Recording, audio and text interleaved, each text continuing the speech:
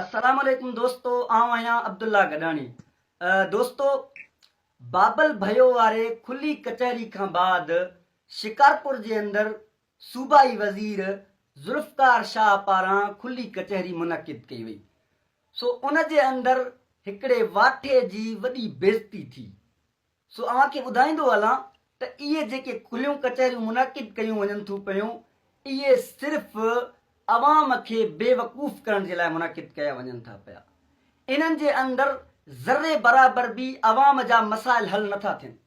सिर्फ़ु हिकिड़े क़िस्म जा शोशा आहिनि कि सूबाई वज़ीर पारां खुली कचहरी मुनक़िद कई वई, माण्हू आया, पोइ जेको आहे माण्हुनि जा मसाइल उन जे अंदरि हल थींदा, या चूंडल नुमाइंदनि पारां खुली कचहरी कई वई, उन जे अंदरि अवाम जा मसाइल हल थींदा।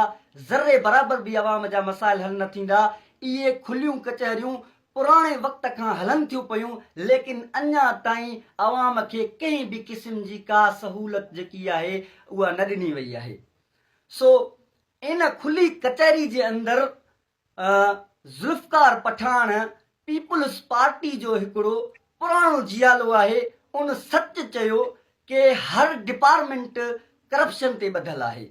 हर डिपार्टमेंट जे अंदरि करप्शन थिए थी पई, चाहे स्कूल हुजनि, चाहे अस्पताल हुजनि।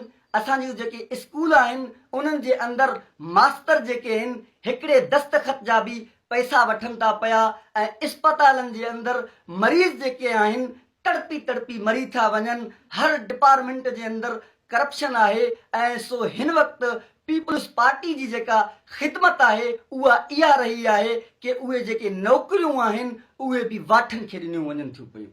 तमामु सहूलियतूं वाठनि खे ॾिनियूं वञनि थियूं पियूं, सरदारनि जा जेके वाठा आहिनि। पोइ इन दौरान पीपुल्स पार्टीअ जे हिकिड़े वाठे जेकी आहे उन खां इहा ॻाल्हि बर्दाश्त न थी। पोइ उन ज़ुल्फ़कार पठान खे उन खुली कचहरी जे प्रोग्राम जे अंदरि जेकी आहे उन इहा ॻाल्हि कई कि तूं पंहिंजी ॻाल्हि खे ख़तमु कर। पोइ उनखे कहिड़ा लफ़्ज़ चया। मां सलाम पेश कयां थो पियो ज़ुल्फ़कार पठान खे, जेको पीपुल्स पार्टीअ जो हिकिड़ो पुराणो जियालो आहे। उनखे इहे लफ़्ज़ चया कि वाठा तूं चुप कर।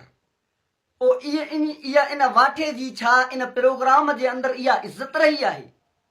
इहे जेके वाठा आहिनि इहे पंहिंजी वाठागिरी न छॾींदा। इहे नक जा पका आहिनि। इन्हनि खे पंहिंजी बेइज़तीअ जी का बि परवाह कोन्हे। इहे आहिनि ई हिकिड़े क़िस्म जा जेके आहिनि बेहया, ऐं उन्हनि खे वाठनि खे जेकी आहे उहा जेकी आहे पघार उन्हनि जी मुक़ररु थियल आहे, उहा पंहिंजी वाठागिरी न छॾींदा। सो हिन वक़्तु सॼी सिंध जेकी आहे उहा शूर जे अंदरि आहे। इन्हनि चूंडल नुमाइंदनि खां, इन्हनि सरदारनि खां पंहिंजा हक़ विड़ी करे बि उहे इनशा अल्लाह हासिल कंदा। सो इन्हनि जी का अवाम जे अंदरि कंहिं बि क़िस्म जो जेको आहे को इज़त कोन्हे। जिथे बि इहे खुलियूं कचहरियूं मुनक़िद कयूं वञनि थियूं पियूं उते उन्हनि जी बेइज़ती थिए थी पई। छाजे करे? छो त इन्हनि अवाम जी कंहिं बि क़िस्म जी का ख़िदमत कोन कई आहे।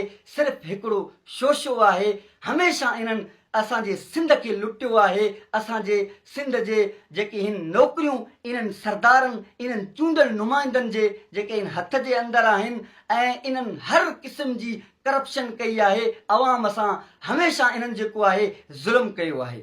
सो हिन वक़्तु सिंध शूर जे अंदरि आहे। इन्हनि खे आईनो ॾेखारनि था।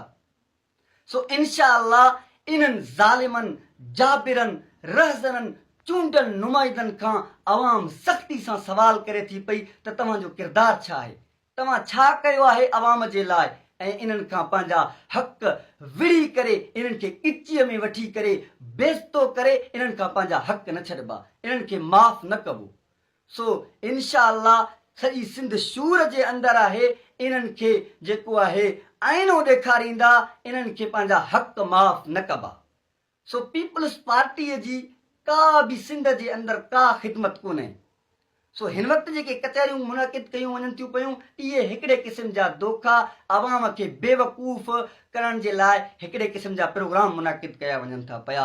इनशा अल्लाह इन्हनि खे जेको आहे अवाम ईअं ई इनशा अल्लाह जेको आहे बेइज़तो कंदो, ऐं इहे आहिनि बि बेइज़ता। इन्हनि अवाम जी कंहिं बि क़िस्म जी का ख़िदमत न कई आहे। इहे सिर्फ़ु पंहिंजी जेकी आहे ॻाल्हि खे मथे करण जे लाइ, पाण खे बुलंद करण जे लाइ अहिड़ा प्रोग्राम मुनक़िद कनि था पिया त माण्हू वाह वाह चवनि त असां अवाम जी ख़िदमत कई आहे, असां अवाम जा मसाइल रूबरू ॿुधूं था पिया। शर्म अचणु खपे तव्हांखे इन किरदार जे मथां।